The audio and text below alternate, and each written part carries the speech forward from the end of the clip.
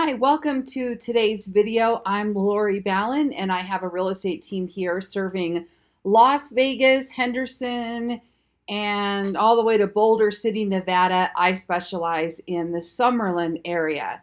So today we're going to look at how to add custom fields to KW Command. So what we're going to do is up here, we're going to find the little arrow next to our name. And we're going to go to settings.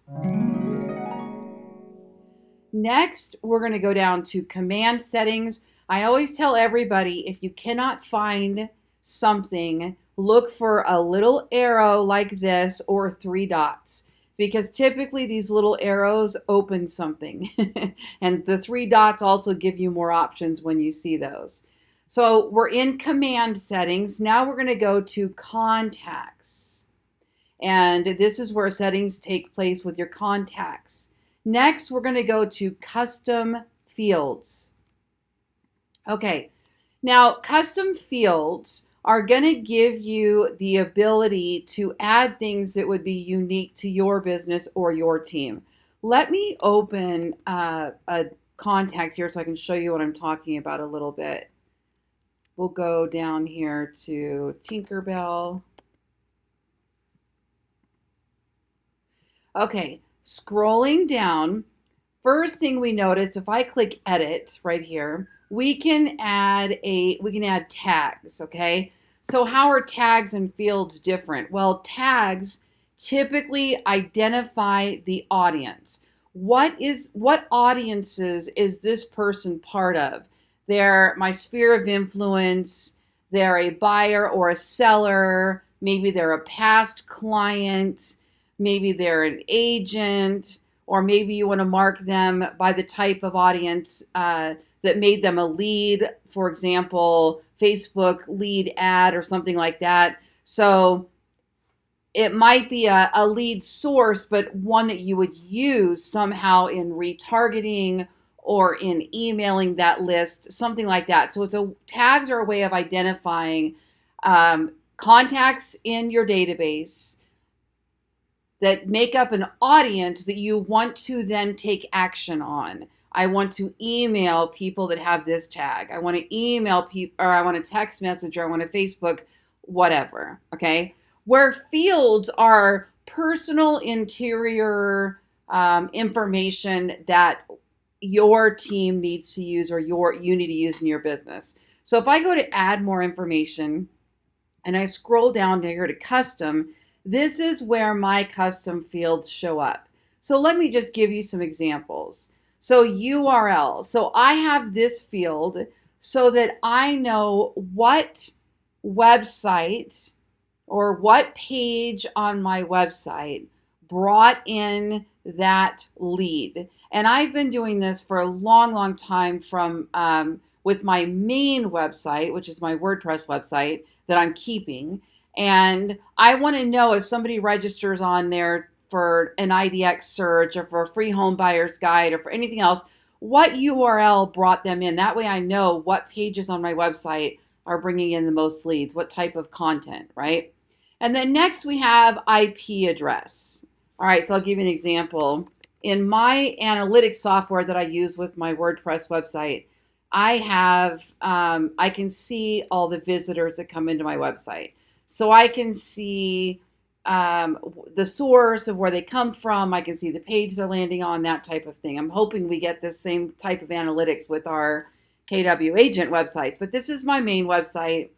And what I can see here is their IP address. See that number? So that's a unique internet protocol address, meaning that web address is unique to that person's device and location. So if they're on their mobile phone at home, or they're on, that type of thing, that you typically will see a unique IP address that identifies that user. Well, I use that to look up more information about the lead source. So if I click on it, I can see, their general location, not their exact address, how long they've been on my website, did they take any other actions, where they visited from, and that type of thing. So for me, being a major lead generation strategist, it's important for me to know that. So I have a field here for IP address. Okay. And then I have a little checkbox here. Are they a local? The reason I want to know that is because I also do these lists, things to do in best places to take mom for Mother's Day, local dress code or school supply lists, where to see the best fireworks. And if they're a local, I put them in that Las Vegas local list as well. And then I have so these are just blank text fields, right? Then this is a checkbox. And then this here is a drop down. So you'll notice on the arrow, I have some preset items that I have selected here. So if that person registers for my newsletter, I can use the drop down box and put them on newsletter or local discounts, or they registered for home valuation or whatever. Now, at this time, these fields do not do anything. They don't fire an email or anything like that yet. They may become a trigger later, but right now they're just for my own internal use so that I have all this info so that then I can use them later if I want to. These could also all be tags if I wanted to go crazy, but I like being able to see them a little more organized than just 25 tags on a contact. That gets really crazy really fast, all right? And then I have scoring systems. So what this is for is basically if somebody closes on a home and it's a $15,000 commission, their score becomes $15,000. If they then refer somebody to me and that person buys a home and it's $400,000, so the commission is $12,000, then their score would be $12,000 plus $50,000. This allows me to track my VIPs. So this is something we've been doing for a while. We're still working on getting it moved over to Command. And before I had it auto-populating with Infusionsoft. So this is a little bit more manual, but it's still there. I'd still like the placeholder for it. And then if I had any more custom fields that I wanted to add, I could do that here as well. That's what these are for, these little custom fields, okay? So now let's go look at how to create these, all right? Now that you have an idea of what they are and why I use them. So here's what I just showed you. Remember that landing page, IP address, whether or not they were local, what offer they registered for, their score, and then is associated with is something different. So what we're going to do here is we're going to go to create new custom field. So here you can create a field name and a custom field type. Okay, so let's just say you are using one of those getting to know you forms like I teach. You've got a Google form that goes out and it says, hey, I'd love to get to know you. Throughout the year, we do reward people on their birthdays or after a real estate closing or some other fun type of promotional event. I would love to know, what is your favorite sports team? So you're going to put favorite sports team. Now, custom field type. If you just want it to be a plain text field where you can type something in, then you would just choose text field. If you want it to be a text area, that provides a much larger, almost like a paragraph. So maybe you will put something like testimonial here, and you want to give them like multiple lines where they can give you a testimonial. That would be a text area. Now the drop down, if you were to do favorite sports team, the drop down is now you're going to go add these. So add drop down option, Denver Broncos, add drop down option, Las Vegas Raiders, whatever. Like, you get the idea there. And then remember, this is not being shown to your customer. You're going to use a separate form. This is for you.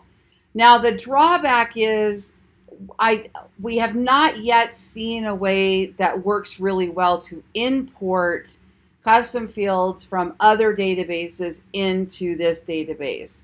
So don't get too fancy schmancy with this until you know what your goal is. If you're starting from scratch and you're manually entering all these, great. If you're hoping to use a Google form that will then import their answers, you need to link those up and see how that works.